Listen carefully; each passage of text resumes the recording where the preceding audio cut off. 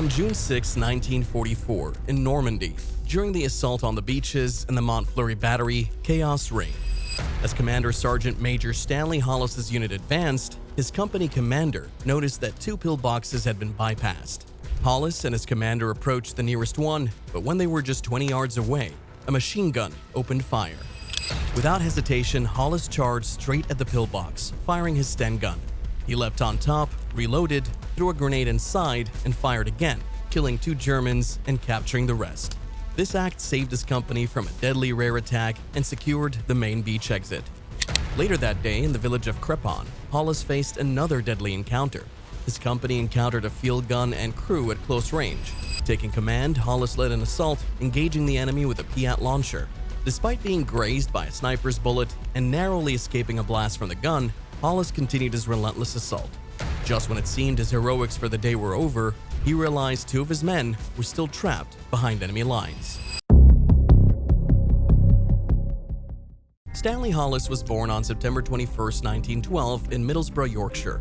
Growing up in a port town, he was the eldest son of Alfred and Edith Jane Hollis. After World War I, the family moved to Fylingthorpe in Robin Hood's Bay. Stan, bright and athletic, had little interest in school but enjoyed exploring the coastline. Stan's adventurous spirit led him to run away to sea several times. At 17, he apprenticed with the Merchant Navy, sailing to West Africa. His maritime career ended in 1930 when he contracted blackwater fever. By the late 1930s, with war looming, Stan drove munitions to the Middlesbrough docks for the army. Noticing his friends joining the Territorial Army, he enlisted in the 4th Battalion of the Green Howards. Promised a transfer to the Royal Navy that never happened, he applied for an army commission but was turned down due to limited education. With the outbreak of World War II, Stan helped form the 6th Battalion of the Green Howards.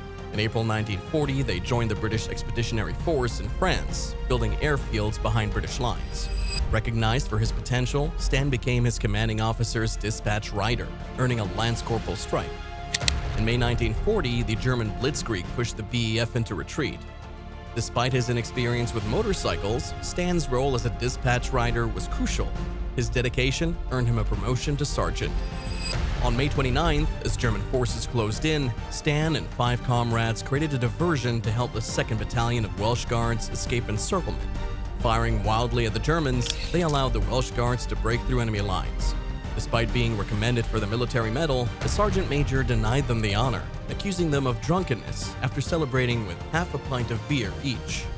During late May and early June 1940, Operation Dynamo was launched to rescue the BEF from France. The Royal Navy and civilian vessels evacuated soldiers from Dunkirk under heavy enemy fire. Stan, wounded and exhausted, lay on the sands with much of his clothing torn away. Despite rumors that the wounded would be left behind, his comrades refused to abandon him. He swam to a waiting Navy ship and was hauled aboard. After a hospital stay, Stan refused to be invalided out and rejoined his battalion. By June 1941, after regrouping, the 6th Green Howards sailed to the Middle East, serving in Egypt, Cyprus, Palestine, Persia, and Syria, before heading to Libya in February 1942 to join the British 8th Army. In summer 1942, the 6th Battalion fought fiercely along the Ghazala line, participating in battles at Alam Hamza, Bir Thalata, and Mersa Matruh. They moved to the Al Alamein defense line in October for a decisive battle against Rommel's Afrika Korps. The British assault began on October 23, 1942, with a thunderous artillery barrage. Under General Montgomery, British and Commonwealth forces breached minefields, followed by squadrons of tanks. Hollis's battalion successfully attacked German positions at the Munasib Depression. One night, Stan learned that a German Tiger tank was blocking a Green Howards company. Grabbing a Gammon bomb, he sped to the tank and attached the bomb to its hull, destroying the tank and allowing his comrades to advance. Another time, Stan and his comrades were under German shell fire in the western desert.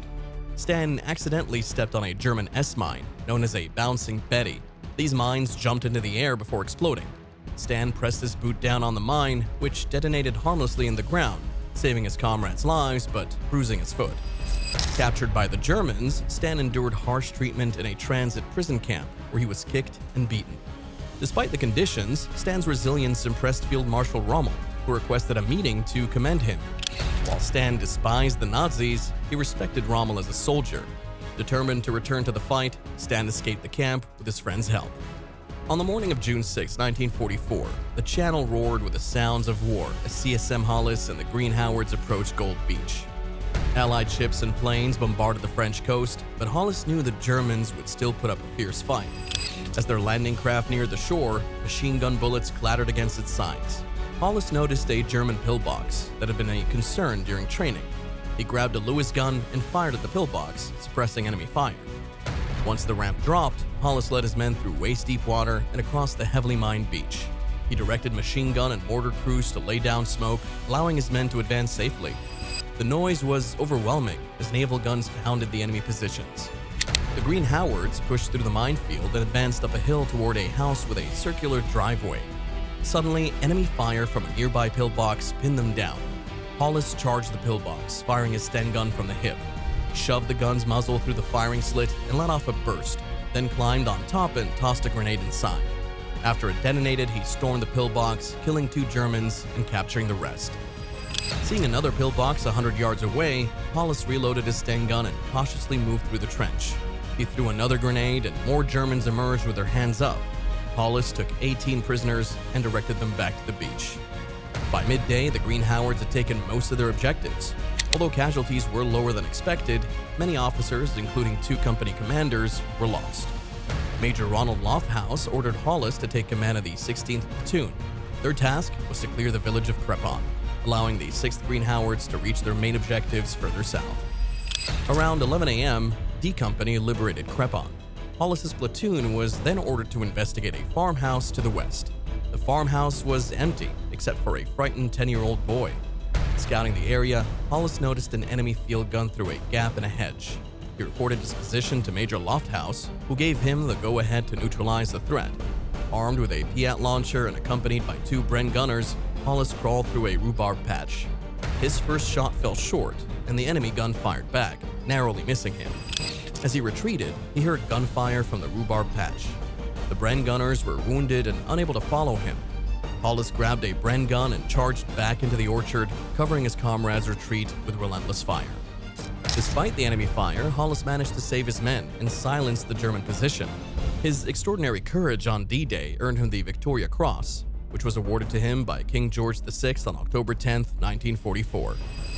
By nightfall on D-Day, the 50th Northumbrian Division had reached the outskirts of Bayeux, closer to their objectives than any other Allied formation.